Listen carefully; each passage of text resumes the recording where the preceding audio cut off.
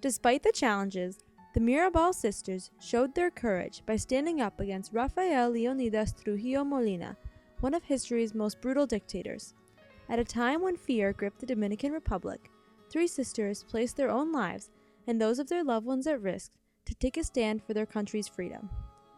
Although the sisters grew up unaware of the problems caused by Trujillo, as they reached adulthood, they soon discovered the injustice and corrupt behavior taking place in their beloved country. The participation and leadership of the Mirabal sisters played a major role in ending the dictatorship of Rafael Trujillo. It all began in 1918, when Rafael Trujillo joined the army of the Dominican Republic and soon became a general. From that moment on, he continued to climb the ranks by eliminating his opposition. He won the presidential election in 1930, after the rebellion against his predecessor, Horacio Vázquez. Soon after, the name Trujillo was praised throughout the country. Statues of the man known as El Jefe were placed all over, and families were obligated to hang portraits of him in their houses that said, "En esta casa, Trujillo es el jefe," which translates to, "In this house, Trujillo is the boss." During this time, he was responsible for the Haitian massacre, where he killed thousands of Haitians living on the island of Hispaniola. However, Haitians weren't the only victims. Over the course of his time in power, he imprisoned and tortured anyone who showed signs of opposition. Since he could not serve for more than 2 terms, he appointed others, such as his brother Hector Trujillo, to succeed him in presidency. In reality, Hector was just acting as a puppet, while Trujillo still held all the power. Whether he was the president or simply puppeteer, Trujillo controlled the Dominican Republic for over 30 years. Meanwhile, in Salcedo, a northern part of the island, 4 sisters were growing up unaware of Trujillo's intents. Patria Mirabal was the eldest, born in 1924. Then Belgica Adela, also known as Dede, was born a year later. In 1926 came Minerva, followed by Maria Teresa in 1935. The sisters were raised by their parents, Enrique Mirabal Fernandez and Mercedes Reyes Camilo, middle-class farmers. Against their father's wishes, they attended Colegio Inmaculado Concepcion, where they were exposed to the brutality surrounding them. The first time the Mirabals crossed paths with Trujillo was when he invited them to one of his parties. Although the invitation included the whole family, Trujillo showed particular interest in Minerva. While they were dancing, Minerva strongly offended him by rebuffing his advances, and she rushed out before Trujillo had left the party. This was not allowed. A few days later, Enrique Mirabal, their father, was arrested because of the events that occurred at the party. After a trip to the capital, Minerva and her mother were able to free Enrique, but due to his age and mistreatment in prison, he passed away soon after. This was upsetting to the sisters and fueled the fire of their hatred toward Trujillo. Minerva was inspired to go to law school, so she would be able to have a say in the justice of her country.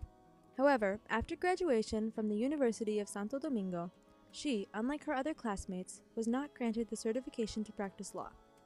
Even so, her time at law school was not without benefits, for it was here that she met Manolo Tavares, her future husband, and the man who personally introduced her to revolutionary groups with which she was involved. Maria Teresa, the youngest of the Mirabal sisters, followed in Minerva's footsteps by traveling to the capital to join her and the other revolutionaries. She also met her husband in the capital, Leandro Guzman, who was helping with the movement. Although Mate was not interested in law school like Minerva, she studied mathematics at the University of Santo Domingo. Patria did not attend college because of her religious devotion. She was expected to become a nun, but instead she married Pedro Gonzalez at the age of 17. Dede, the 4th sister, married Jaime Fernandez Camilo, who did not approve of her sister's revolutionary ideas.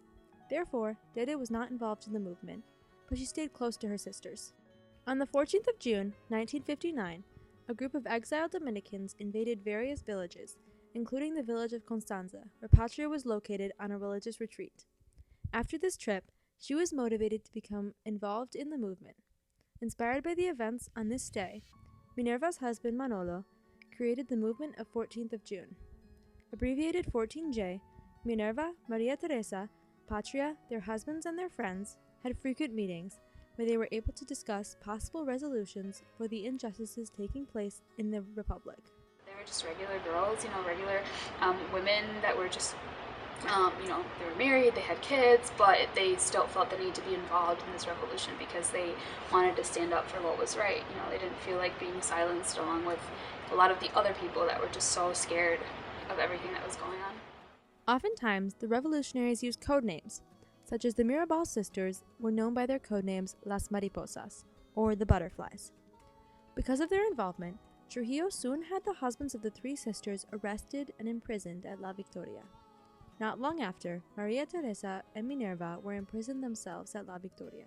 They stayed there for approximately 7 months, until finally, the growing international criticism of Trujillo's regime forced him to release most of the women in his jails. Even though the sisters were free, they were placed under house arrest at their home in Salcedo. They were only allowed to attend church on Sundays and visit their husbands, who were still imprisoned.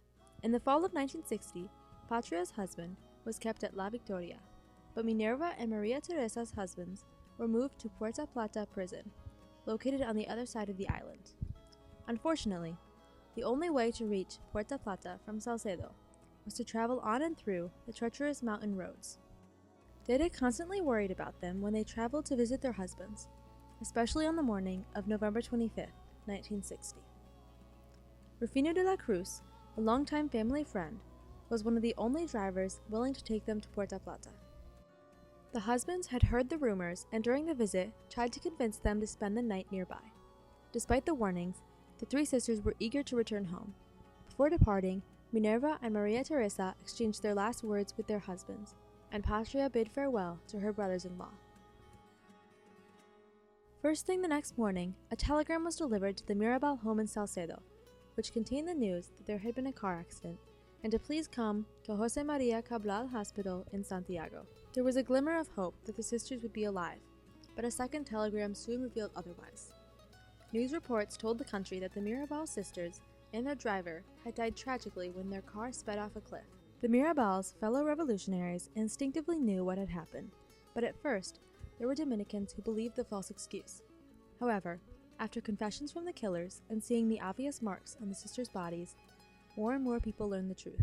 Patria, Minerva, Maria Teresa Mirabal, and Rufino de la Cruz had been stopped near a bridge high up in the mountains. They were taken from their car, led into a cornfield, and were strangled and beaten to death.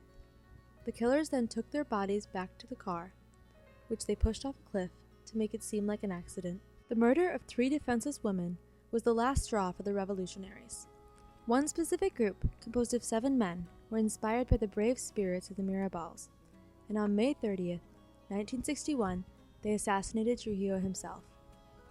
One of these men was Antonio de la Maza, who, along with his brothers, was an important figure in the opposition of Trujillo. Although this event occurred over 50 years ago, the legacy of these 3 sisters and the way they took a stand is still very present in the Dominican Republic. The Mirabals' home province, Salcedo, was renamed Hermanas Mirabal Province in their honor. In 1999, the United Nations declared the anniversary of their death, November 25th, as International Day for the Elimination of Violence Against Women. Minu Tavares Mirabal, daughter of Minerva, has held many important positions in the Dominican government.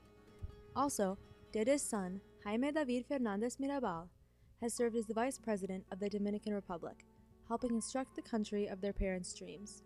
In honor of her sisters, Dede Mirabal converted their family home into a museum full of artifacts from their daily lives.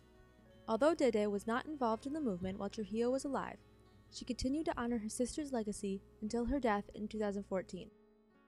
In the face of danger and terror, 3 fearless sisters overcame the obstacles and fought for the freedom of their country. While Rafael Leonidas Trujillo Molina ruled with a blood-stained iron fist, the Mirabals were not afraid to take a stand and voice their beliefs, even running the risk of torture for both themselves and their family. Over time, the sisters grew increasingly familiar with the brutality and injustice existing in their country, and they became more and more resolved to end it. As common citizens and regular women with husbands and children, they showed their valiant spirits by taking action, and are remembered today for their bravery, grace, and courage.